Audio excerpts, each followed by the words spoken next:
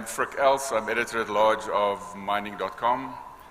It's my first visit to Armenia, and I must say I am delighted to be here.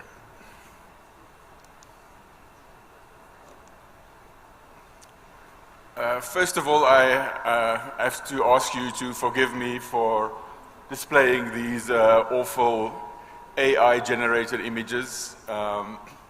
Apparently, if you prompt AI and ask them what is ESG in mining, this is what it thinks it is. Solar panels down the bottom of your pit, and lots of flowers, apparently, and lovely sunsets. So the world of ESG investing is changing. So any self-respecting presenter has to have a picture of the US president and preferably his hair blowing in the wind. So there you have it. The US has experienced 11 quarters of outflows of ESG funds. The same is now happening in Europe. At the same time, BlackRock, which is the world's largest investment manager with trillions under management, has now, in the past, 47% of shareholder proposals to do with ESG. That has now fallen to only 4% of approvals by BlackRock.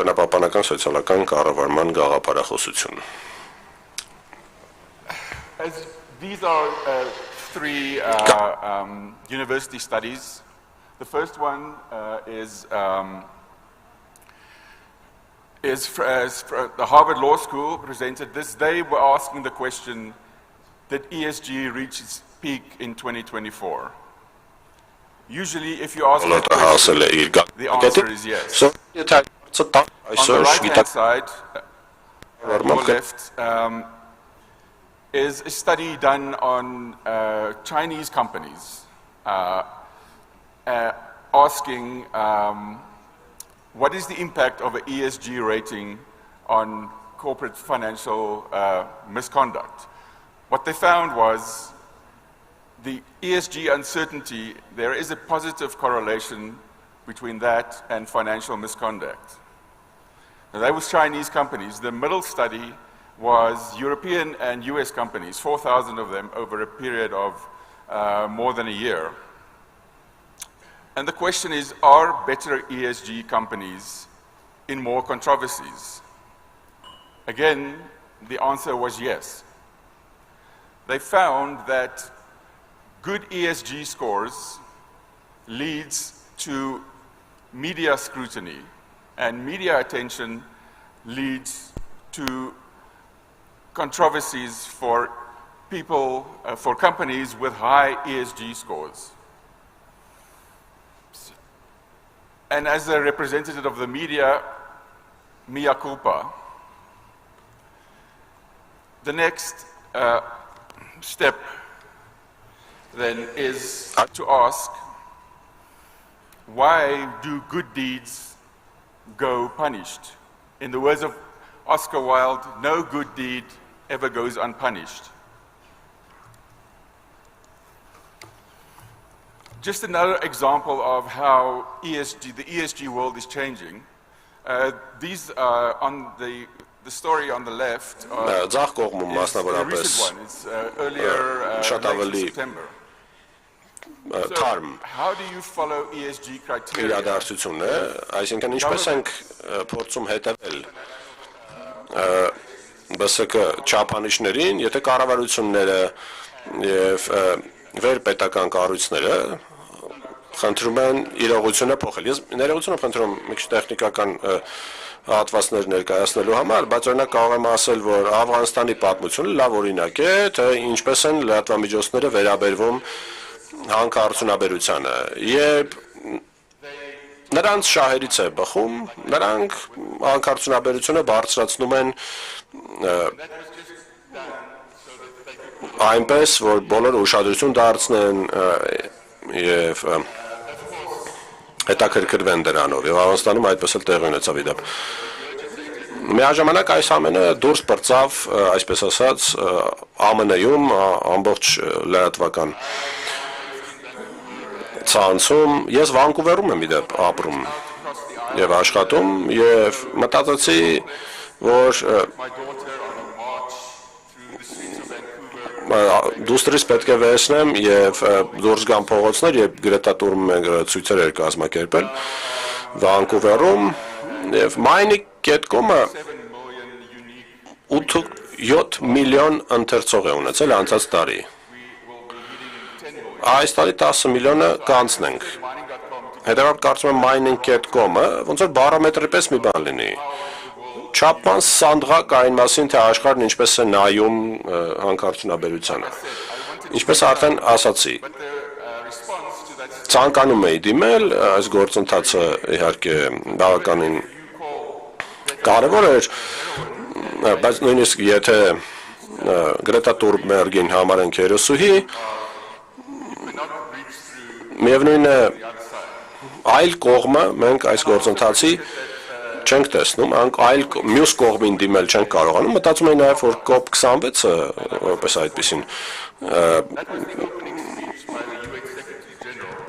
կարևոր կլինի։ Իրեւ ՄԱԿ-ի գլխավոր քարտուղարը բացման խոսքն ասաց հանքարդյունաբերությունը պետք է դադարեցվի, դրանից ավելի աբսուրդ բան չէի լսել։ Այսինքն, ինչպես կարող ես էներգետիկ անցում իրականացնել հանքարդյունաբերության լիարժեք դադարեցմամբ։ Սա բացարձակ աբսուրդ է, բայց միաժամանակ շատ լավ օրինակ, թե ինչպես են մարդիկ վերաբերում հանքարդյունաբերությանը։ Ես ասացի իհարկե, որ արհեստական բանականության մասին էլ կխոսեմ։ Սա ընդամենը մի պարզ հոդված էր, ասում էր, որ մի խումբ հանքարդյունաբերող ընկերություններ հիմա անցում են անում դեպի առաջադեմ արդի ժամանակակից հանք կամ հանքի կառավարում։ Այսինքն, եթե փորձենք հասկանալ, թե ինչպես է սինթեզվում ամբողջ մոլորակում առկա գիտելիքը, եթե փորձենք պատկերացնել, թե մարդիկ ինչ են մտածում հանքարդյունաբերության մասին, ոնց մարդկանց ընդհանրապես բերում արդյունաբերական ոլորտ աշխատելու։